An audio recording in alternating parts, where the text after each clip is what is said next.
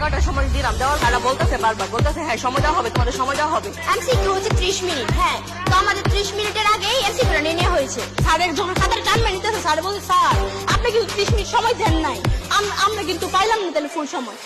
10টা 52 খাতা দিছে, প্রশ্ন দিছে 11টায়। হল সুপার কি দায়িত্ব ছিল? জন্ম